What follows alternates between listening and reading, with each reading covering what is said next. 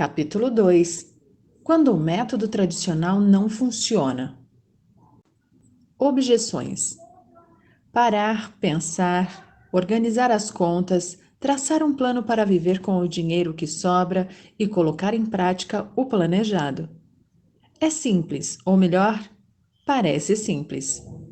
As orientações dadas por um especialista são instruções racionais, obviamente.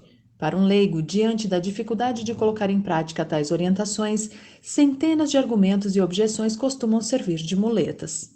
Alguns exemplos. Conseguiria aumentar a renda se tivesse um carro. Conseguiria reduzir gastos se não tivesse um filho. Economizaria se ainda tivesse o que cortar no orçamento. Organizaria as contas se tivesse tempo. Consumiria mais qualidade de vida se não vivesse na periferia. Faria um plano de previdência se tivesse um aumento. Estudaria sobre investimentos se tivesse algum centavo para investir. Estaria com os planos em dia se não tivesse sido mandado embora. As contas estariam em ordem se não tivesse me divorciado. São apenas alguns exemplos das tradicionais argumentações para o fracasso ou contra a aplicação do método. Argumentos que me fazem lembrar as aulas de Química e Física da escola. Aplique a fórmula e alcance os resultados CNTP, ou seja, em condições normais de temperatura e pressão. A desculpa, para a maioria das pessoas, é não reunir ainda as condições ideais para evoluir. Mas, felizmente, a aplicação da fórmula da prosperidade não é tão exigente assim. Trabalhe as objeções. Peço desculpas aqui por contestar seu argumento ou sua dificuldade, qualquer que seja. Não, a prosperidade não é privilégio apenas de pessoas que não deram errado. Essa é uma visão preconceituosa da própria realidade. Não, você não precisa se manter no emprego para ter sucesso. Não, a sorte não é um diferencial para alcançar seus objetivos. Se você for esperar o cenário ideal para começar a prosperar, não vai começar nunca. Eu nunca tive esse cenário ideal e nunca ouvi falar de ninguém bem-sucedido que teve. Ao modelar planos e carteira de investimentos, eu jamais me importei com o fato de o cenário ser otimista, crescimento, ou pessimista, recessão. Minha preocupação sempre foi entender bem a situação e traçar uma estratégia adequada para lidar com ela. Não se deixe vencer pelas desculpas que você mesmo cria. Substitua: devo aumentar meus ganhos se comprar um carro por como pessoas que não têm carro fazem ganhos extras. Substitua: meu filho pesa no orçamento por como famílias que ganham pouco e têm filhos consomem. Substitua: não tenho que cortar no orçamento por qual deveria ser o padrão de despesas de quem ganha o que eu ganho. Substitua: não tenho tempo de me organizar por quais rotinas que eu posso adotar me permitiriam ganhar tempo. Substitua: faltam opções de qualidade de vida no meu bairro por quais rituais diários me fariam mais feliz. Substitua: preciso de um aumento para poder investir por qual é o limite de gastos para que com minha renda eu consiga poupar. Substitua: o momento não é bom para investir por como investidores profissionais fazem seus lucros no atual cenário. Substitua: não conheço as oportunidades de investimento por quais são os cursos introdutórios na área em que quero investir. Substitua: os custos para investir o pouco que tenho são elevados por quais são as modalidades de investimento mais competitivas para o pequeno poupador. Faça planos com base no cenário que você tem e nos desafios a serem superados, um de cada vez. Com foco nas suas limitações, você poderá trabalhá-las à medida que seus planos evoluírem. Explico a seguir. Prepare-se para lidar com problemas. A vida se transforma, planos mudam. Seu planejamento financeiro precisa considerar a possibilidade de ajustes futuros e ser suficientemente resiliente para lidar com crises, imprevistos e fracassos parciais. Afinal, problemas acontecem. Crises econômicas vão afetar seu trabalho e seus investimentos. Talvez seus relacionamentos também. Celebrações inesperadas consumirão reservas que tinham outras finalidades. Acidentes e doenças vão atrasar prazos importantes. Pessoas muito queridas precisarão de sua ajuda em um momento ruim. Para aumentar o desafio, se você vive em uma economia frágil e em desenvolvimento como o Brasil, crises e imprevistos serão mais frequentes e a vida se transformará mais rapidamente do que em outros países. As coisas vão dar errado. Tem que dar errado. Se o ambiente ao seu redor muda drasticamente e você não tem nenhum imprevisto, é porque está sendo muito conservador e deixando de aproveitar oportunidades de experimentar o novo. Afinal, quem evolui e passa com frequência por novas experiências também aprende a lidar com situações nunca antes vivenciadas. Não é possível prever todas as variáveis daquilo que não se conhece. Quanto mais interessante for sua vida, mais imprevistos irão acontecer e mais preparado você deve estar para lidar com eles. Uma vida interessante é uma vida com muitas experiências, mas também com muitos fracassos e muitos aprendizados. Arrisco dizer que uma vida interessante é uma vida de persistência. Fortaleça seus planos. Da mesma forma que imprevistos podem acontecer, você pode deliberadamente favorecer sua sorte. Isso se faz com preparo e investimento em conhecimento e ferramentas. Costumo estimular a revisão periódica do planejamento pessoal de meus alunos. Ao fazer isso, em geral, são realizados ajustes que melhoram projeções feitas anteriormente. É fácil entender o motivo das melhorias. Quem não possui um plano detalhado para alcançar um objetivo tem o sonho, mas não sabe exatamente como alcançá-lo. Por exemplo, suponha que seu sonho seja fazer uma grande viagem pela Europa. Quando surge alguma informação relacionada a esse objetivo, digamos, alguma notícia sobre sites de descontos em passagens ou roteiros, essa nova informação aguça as ideias, mas não se torna prática, pois não há o que ser praticado. Tende a ser esquecida em pouco tempo ou acomodada em uma grande gaveta de ideias. Se houvesse um plano com projeções de gastos com a viagem, qualquer informação nova seria utilizada para aprimorar a estimativa inicial e melhorar o orçamento da viagem. Sêneca escreveu que quando se navega sem destino, nenhum vento é favorável. Sem planos, informações valiosas viram apenas notícias. Com planos, qualquer dica se transforma em economia ou fortalecimento do projeto. Por essa razão, quem revisa periodicamente seu planejamento tende a dominá-lo em seus mínimos detalhes e a conhecer suas limitações, mantendo-se atento a qualquer fato ou informação que possa melhorá-lo. Consequentemente, aproveita melhor as incontáveis oportunidades que batem diariamente à nossa porta. Maior atenção às oportunidades significa maior aproveitamento delas. Há quem dê a esse processo o nome de sorte. Planos não foram feitos para dar certo. Se você fizer planos para alcançar um objetivo daqui a 5 anos e tudo acontecer exatamente como você previu, é sinal de que algo terá dado errado. Afinal, se em 5 anos não houver nenhum imprevisto, é porque seu planejamento foi demasiadamente conservador e você evoluiu bem menos do que poderia. É que, no fundo, ao longo de todo esse tempo, você poderia ter aprimorado seu plano e melhorado a previsão inicial.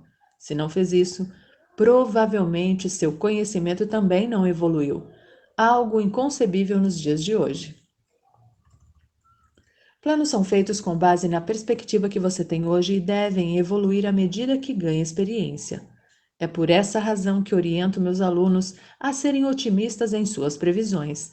Eles estão sendo estimulados ao aprendizado contínuo, principalmente aquele associado às grandes conquistas que querem obter na vida.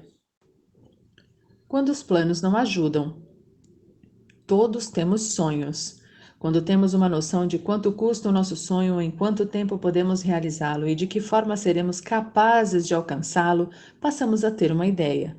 Quando essa ideia se traduz em organização do orçamento, esforço de poupança, escolha do investimento e ações concretas para viabilizar o sonho, temos enfim um plano.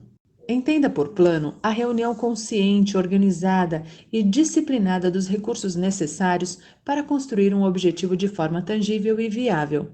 Em outras palavras, um plano envolve um objetivo conhecido e o valor necessário para alcançá-lo, quanto custa, um prazo para realizá-lo, a escolha de uma estratégia de investimento, um esforço regular de poupança para que, com os rendimentos do investimento, o objetivo seja atingido.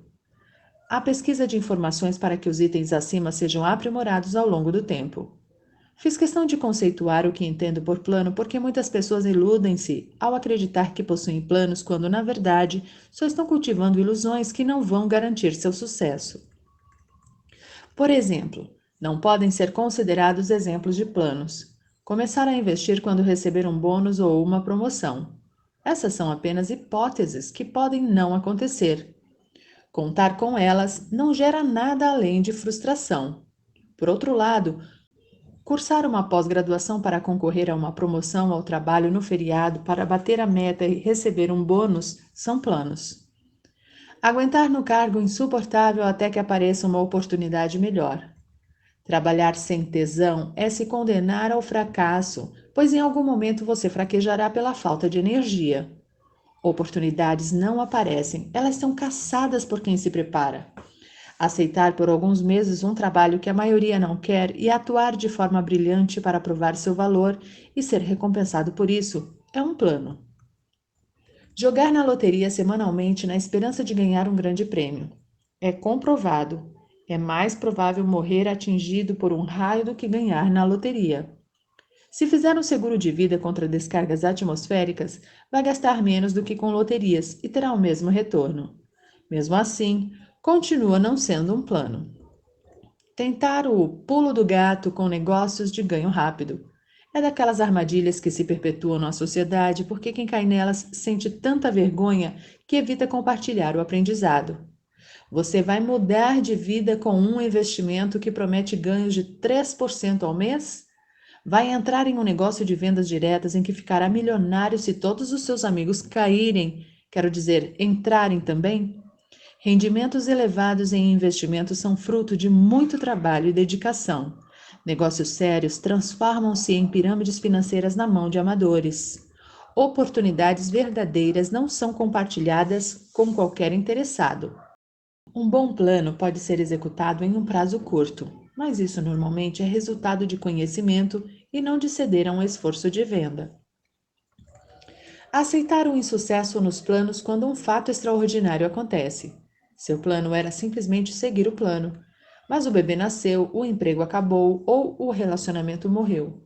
Os gastos aumentaram, os rendimentos caíram, e por mais que você se esforce, não consegue manter o que havia programado. Na verdade, isso não é um plano. Era um plano que se tornou inviável. Um erro muito comum é tentar sustentar um planejamento concebido em um cenário que não existe mais. O apartamento em que você vivia antes do divórcio não é mais adequado para uma pessoa separada. A academia que você pagava não é mais compatível com o seu orçamento. O carro que você tem não se adequa à realidade atual. Há uma diferença entre ajuste nos planos e mudança de planos. É preciso diferenciar esses conceitos fundamentais para o restante da leitura. Todos temos sonhos quando temos uma noção de quanto custa o nosso sonho, em quanto tempo podemos realizá-lo e de que forma seremos capazes de alcançá-lo. Passamos a ter uma ideia.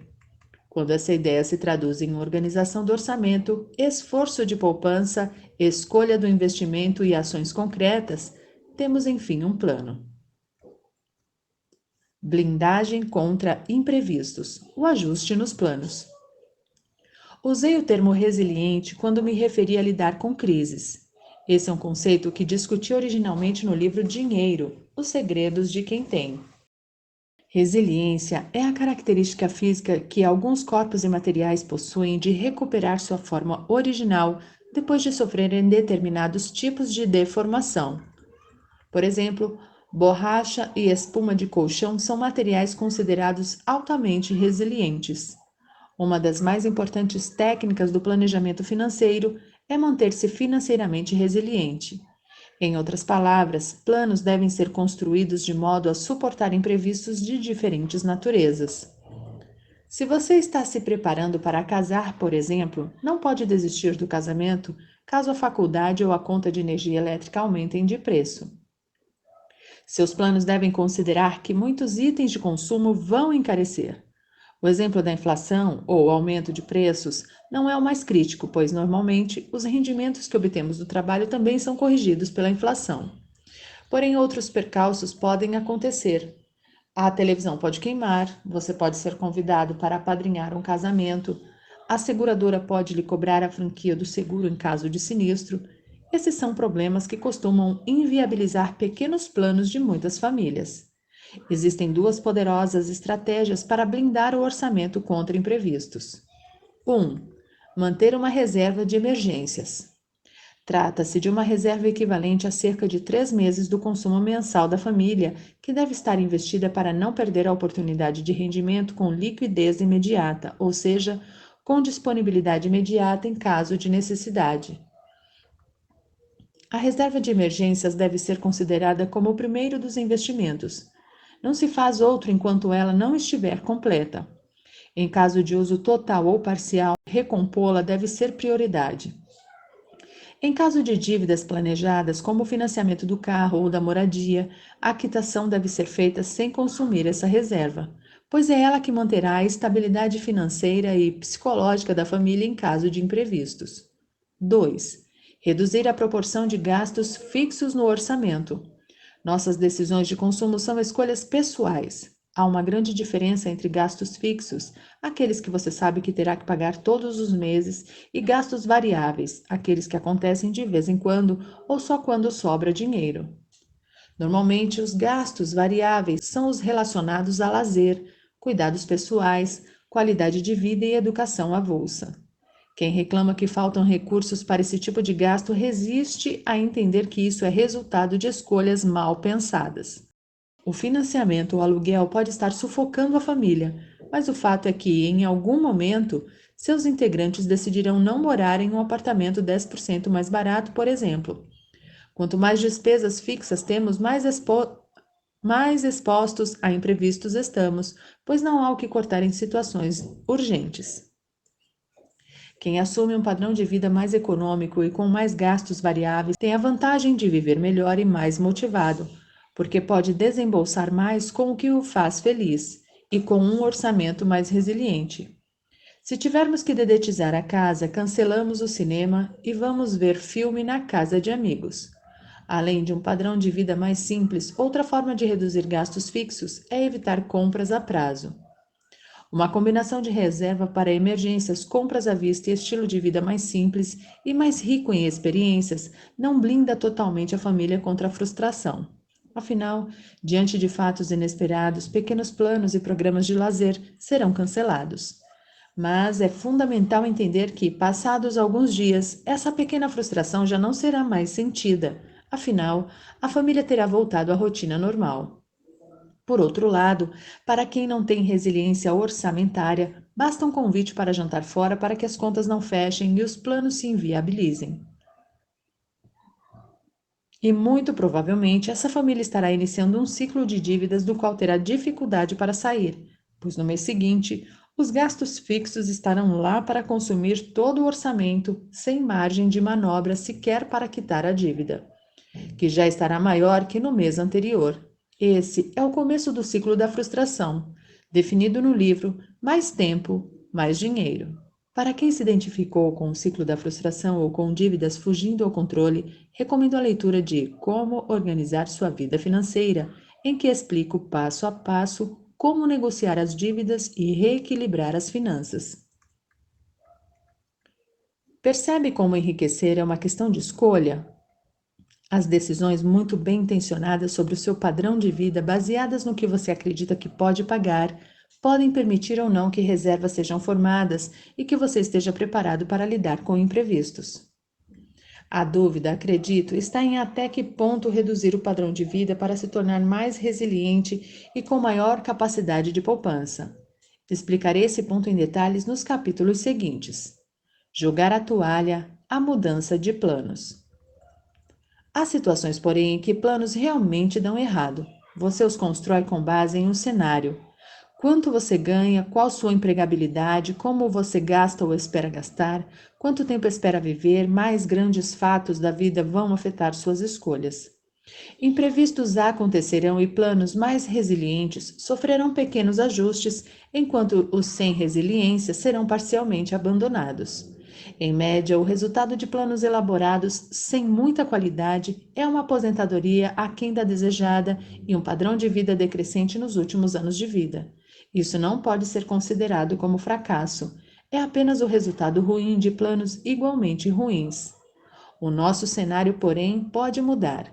A perda de um emprego, por exemplo, afeta diretamente nossa renda, que é o insumo básico do planejamento. Se o desemprego é temporário e contamos com uma boa reserva de emergências, ajustes podem ser feitos para sustentar o plano original. Se não há perspectiva de um novo emprego, devemos considerar que o cenário mudou e que o plano deve ser refeito. O mesmo acontece em uma gravidez não planejada ou quando se descobre uma doença, quando se perde alguém querido ou quando somos convocados para um trabalho longe da família. Em um cenário sem grandes alterações, planos podem ser ajustados contra imprevistos. Porém, diante de uma mudança radical, o planejamento também deve mudar. É um erro insistir no plano original, esforçando-se por pequenas economias para tentar fechar a conta do mês. Essa estratégia dura poucos meses, cria dívidas e destrói rapidamente o patrimônio. Na luta de boxe, quando o técnico percebe que seu atleta está sendo duramente castigado e sente que são remotas as chances de recuperação, ele pode jogar a toalha no ringue para interromper imediatamente a luta. Muitos entendem isso como assumir o fracasso, mas na prática, essa atitude piedosa visa preservar o atleta de um sofrimento que pode ser evitado. Mudado o cenário de nosso planejamento, devemos ter a humildade de reconhecer que perdemos uma condição de equilíbrio e jogar a toalha quanto antes para que estejamos mais preparados para a próxima luta ou para o próximo plano. Os mais organizados já estão prontos para seguir um caminho alternativo, o chamado Plano B. Com as devidas organização e criatividade e com a convicção do que é realmente importante na vida, é provável que o plano em um novo cenário conduza aos mesmos objetivos que eram perseguidos anteriormente. É aqui que encontra o conceito de inteligência financeira. Seu sucesso será determinado pela sua capacidade de fazer boas escolhas, entre elas, enriquecer. Consciência gera desconforto e desconforto gera a ação necessária às mudanças. Capítulo 3. Planos novos para quando os velhos fracassarem. Ambição. O que expus até aqui levou em consideração os fatos que inviabilizam ou afetam planos que pareceram viáveis em algum momento. Entretanto, é comum um tipo de frustração que acontece antes mesmo do início do planejamento. É quando a pessoa ambiciona conquistas, materiais ou não, que parecem muito distantes de sua capacidade de construção ou poupança. Entre os exemplos está a noiva que sonha com uma celebração com véu e grinalda em igreja e casa de festas, mas que começa a se conformar com a ideia de união estável ou uma cerimônia apenas no civil. Está também aquele que é apaixonado por programas de história e viagens e adoraria conhecer o mundo, mas acha difícil até mesmo pagar a passagem de avião.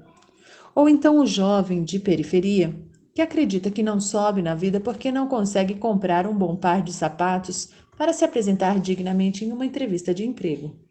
Pior é a situação da família cujos membros sofrem de uma doença genética que exige um caro tratamento, tão inviável que evitam tocar no assunto, já que o máximo que vislumbram é um acompanhamento do inevitável sofrimento no sistema público de saúde.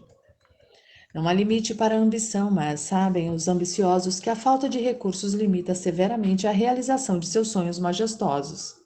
A boa notícia é que, raramente, a dificuldade de realizar grandes objetivos está na falta de dinheiro, até porque dinheiro é algo que se pode produzir com trabalho e criatividade. O que normalmente falta para alimentar a ambição é a capacidade de elaborar bons planos ou de fazer boas escolhas que tornem viáveis planos bem elaborados. Cenário de transformação. Quando decidimos a maneira como iremos utilizar nossa renda para nos manter, estamos definindo nosso padrão de vida.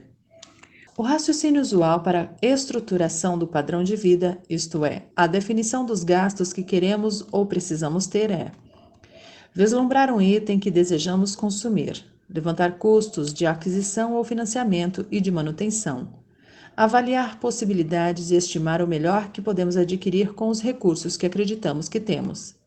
Trabalhar o orçamento, fazer sacrifícios para conseguir pagar o item. O resultado desse processo é um orçamento sempre estrangulado por um padrão de vida adquirido com o suposto cuidado e com a melhor das intenções. Nesse orçamento, investir é apenas uma esperança, desde que nada saia do previsto. Gastos com lazer e cuidados pessoais são sempre postergados, afinal, estamos no momento de fazer sacrifícios. Particularmente, não acho nada estimulante esse estilo de consumo e de planejamento. Para formular planos bem elaborados e mais ricos, você deve inverter a ordem das escolhas. Defina sonhos que você quer alcançar e transforme-os em objetivos. Desconte de sua renda o que está previsto poupar para os objetivos. Depois, desconte do que sobrar a verba que pretende destinar para consumir qualidade de vida. Avalie os recursos mensais que sobram e então estude um padrão de vida que você pode pagar com esse dinheiro. Duas definições importantes devem estar claras ao fazer essa análise. 1. Qualidade de vida. São os gastos com cuidados pessoais, lazer e educação avulsa, associados ao relaxamento ou descompressão da rotina. Eu não incluo, por exemplo, escola e moradia em qualidade de vida, apesar de que uma moradia escolhida cuidadosamente pode permitir gastar menos com qualidade de vida, por exemplo. Segundo, 2. Padrão de vida são os gastos inevitáveis, porém administráveis e escolhidos, que temos com moradia, que incluem contas de consumo, manutenção e impostos, saúde, educação, transporte, segurança e alimentação. Ao apresentar esse novo modelo, minha sugestão é que você priorize as grandes realizações futuras e as importantes experiências presentes. Forçosamente, isso exigirá que você gaste menos com seu padrão de vida. Nesse ponto da orientação, muitos demonstram sua descrença em relação ao modelo de planejamento que proponho. Reduzir o padrão de vida?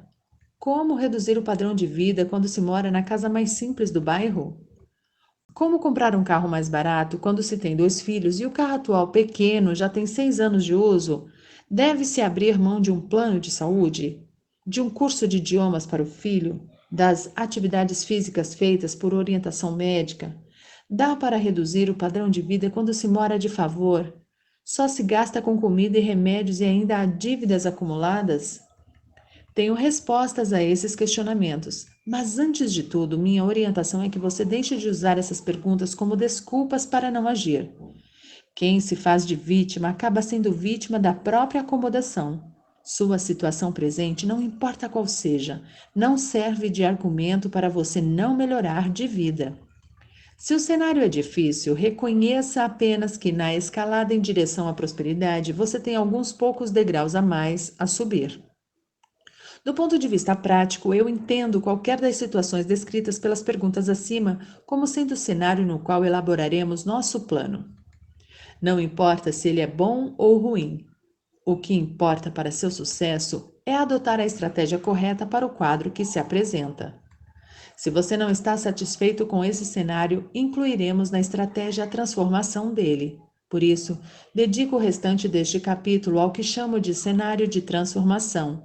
Em outras palavras, vamos mudar de vida se é disso que precisamos para crescer. O pior cenário possível. Mencionei no tópico anterior situações de limitação financeira que sufocam a maioria das pessoas. Já havia mencionado também exemplos de famílias de alta renda que se sentem asfixiadas. São situações que exigem algumas etapas a mais no processo de criação de riqueza. Sem dúvida, inclusive, a necessidade de trabalhar as dívidas antes de começar a poupar.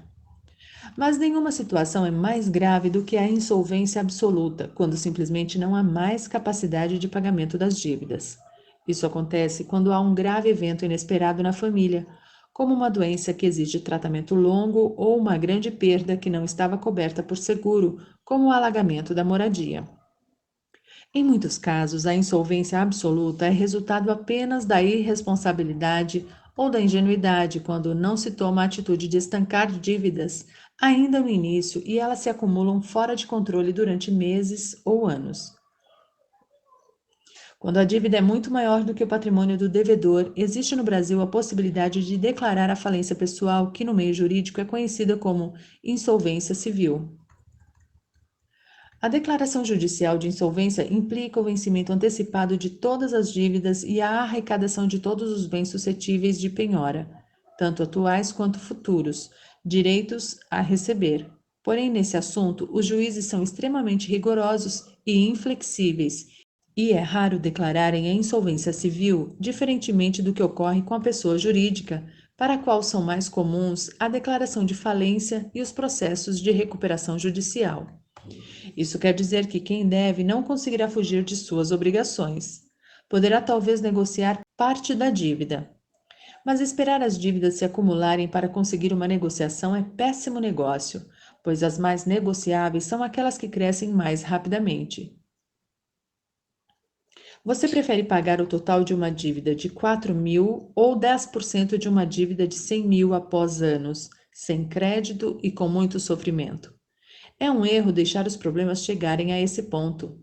A recomendação para quem se sente em um beco sem saída em razão das dificuldades financeiras é parar tudo, passar a régua e recomeçar. Orçamento base zero. Sobre recomeçar, refiro-me a um conceito bastante conhecido nas finanças empresariais e que adoto em meu curso Inteligência Financeira, chamado de orçamento base zero. Em uma preparação convencional de orçamento doméstico, é comum usar estratégias como reduzir o aluguel em 5%, aumentar investimentos em 2%, cortar telefonia pela metade. Os esforços de melhoria partem da premissa de que algum ajuste será feito em cima da rotina ou dos hábitos já existentes. A técnica do orçamento base zero consiste em não levar em consideração o padrão de gastos existente até então. Não importa se você gasta 30% de sua renda com moradia, 20% com transporte ou 25% com saúde ou alimentação. Ignora-se a conhecida situação atual e começa-se o planejamento com a seguinte reflexão: com a renda que possuo, qual seria o padrão de gastos ideal? Esse padrão ideal leva em consideração a ordem inversa de escolhas que sugeri no início do capítulo. Primeiro, grandes objetivos, depois, qualidade de vida e, com o que sobra, escolhas de padrão de vida. Moradia, transporte, alimentação, saúde e educação.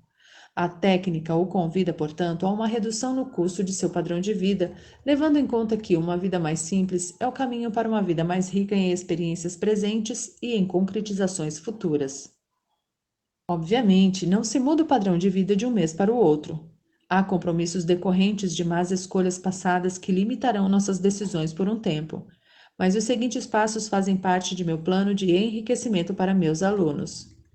Diagnosticar detalhadamente a situação presente, vida presente, simular com base zero a situação ideal, vida ideal, trabalhar diversas técnicas, inclusive negociação, economia e investimentos, para conduzir o padrão de gastos da situação presente para a ideal, sem abrir mão da qualidade de vida. É importante que a situação presente seja mapeada minuciosamente para constatar as consequências das más escolhas ou da falta de revisão nas contas. Poucas pessoas percebem que um pacote de assinatura de televisão a cabo de R$ 250 mensais resulta em R$ 3.000 anuais, ou que o pacote de telefonia de R$ 99 mensais sai por R$ 1.188 anuais e pode ser perfeitamente substituído por uma assinatura de internet de custo inferior. Quem hoje precisa realmente fazer chamadas telefônicas para se comunicar? Ao estudar os efeitos cumulativos de nossos pequenos gastos ao longo de um ano, despertamos nossa consciência para a irresponsabilidade de muitas de nossas escolhas. Consciência gera desconforto e desconforto gera a ação necessária às mudanças. Tentativas conhecidas. Você já deve ter percebido a esta altura que 1. Existe um caminho racional para enriquecer. 2. Enriquecer não exige privações em qualidade de vida. 3. É necessário adotar um custo mais baixo nos itens que mais engessam e mais pesam no orçamento. Não são raras as pessoas que, focando alguns dos elementos desse processo, se esforçam para colocar em prática mudanças. O problema é que, sem olhar o todo, nem sempre tomam as melhores decisões. Quem, por exemplo, deixa sua família para buscar trabalho ou empreender desbravando terras mais distantes em outro estado ou país, o faz porque percebeu que a vida atual era insustentável. Por isso partiu para alcançar a vida ideal. A questão é que muitas vezes, quando consegue acumular boas reservas, se dá conta de que perdeu uma parte importante da história da família e se arrepende. Isso acontece porque a pessoa se esqueceu ou não compreendeu que a qualidade de vida era um fator importante nessa construção. Um exemplo típico é o de imigrantes como os decassegues, que vão trabalhar temporariamente no Japão com o objetivo de enviar recursos aos parentes que ficaram para trás, vivendo em situação de carência. Quando voltam ao país de origem, trazem uma boa poupança, mas também o sentimento de que envelheceram rápido, em razão do excesso de trabalho e da obsessão por poupar. Com um pouco mais de preparo e informação, poderiam ter planejado trabalhar menos, desfrutar mais da rica cultura japonesa no tempo livre, poupar menos e, ainda assim, retornar para a família com o mesmo volume de reservas, resultante de técnicas mais eficientes de investimento. O exemplo do Japão vale, na verdade, para qualquer outro país que recebe imigrantes para trabalhos não desejados pelos habitantes locais. Muitos brasileiros que migram para a Europa, os Estados Unidos e o Japão vão em condições similares às que haitianos e venezuelanos encontram ao buscar emprego no Brasil. São pessoas que abriram mão de uma profissão mais qualificada, às vezes até de um negócio próprio em um país de economia frágil, para ocupar vagas de trabalho braçal ou subemprego em países com renda mais elevada. Sacrifício bem intencionado para poder dar à família uma vida mais digna. A questão a ser colocada é: até que ponto vale a pena passar por tamanho sofrimento, inclusive a distância dos parentes e amigos e do que lhe é familiar, para proporcionar conquistas que às vezes são apenas materiais? Bloqueios psicológicos e sociais. Não questiono a necessidade de sacrifício, nem a melhora na qualidade do consumo da família que se beneficia dele. Em muitos casos, o dinheiro que advém do suor do provedor torna viável uma escola ou faculdade privada para os filhos ou netos. O que questiono é o sacrifício sem limites, como longas jornadas de trabalho com horas extras e o afastamento da cultura natal. Será que quem está disposto a tamanha privação não poderia fazê-la em seu país, em sua cultura e mais próximo de elementos familiares, pessoas, música, comida, que lhe trariam mais conforto após uma longa jornada de trabalho? O ponto a que quero chegar é que quem se afasta de sua cultura assume um estilo e um padrão de vida que não assumiria aqui. Faz sacrifícios que não estaria disposto a fazer perto dos seus, talvez por acreditar ser humilhante. Ex-gerente se torna apertador de parafusos. Ex-farmacêutico vira garçom. Professor começa a atuar como trabalhador em lavoura. Engenheiro vai vender suco na rua.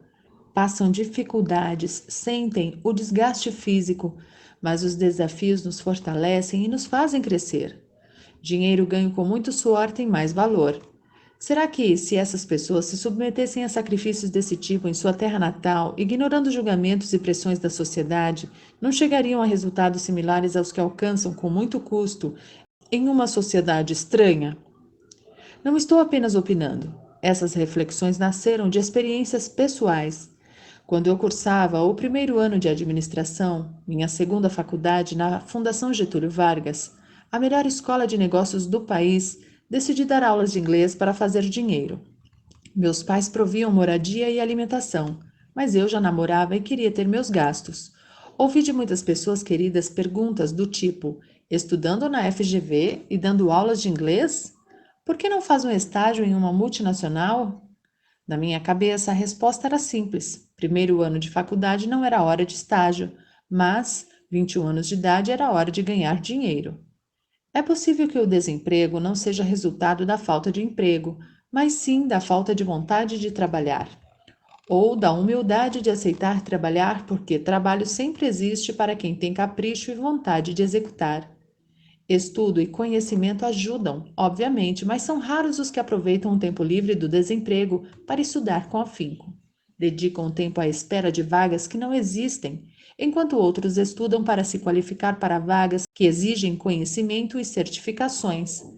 A dificuldade muitas vezes é uma construção ou uma desculpa criada por você. É possível que você esteja disposto a fazer sacrifícios ou concessões por uma vida mais digna, prazerosa e edificante. Porém, não faz isso por pressão daqueles que são importantes para você. Que tal dar um pouco menos de atenção à opinião alheia e mais a seus sentimentos? Sim, eu sei que você tem medo de decepcionar pessoas queridas a curto prazo, mas a médio e longo prazos, seus resultados justificarão suas escolhas. Ação de transformação. Não importa qual seja sua condição financeira, seu status, o tamanho de sua dívida ou a gravidade do problema que apareceu em sua vida. Se você tem ou teve sonhos e eles parecem inalcançáveis, ou se sua vida se resume a uma sequência triste sem perspectiva de acordar, comer, trabalhar, dormir, algo precisa ser feito.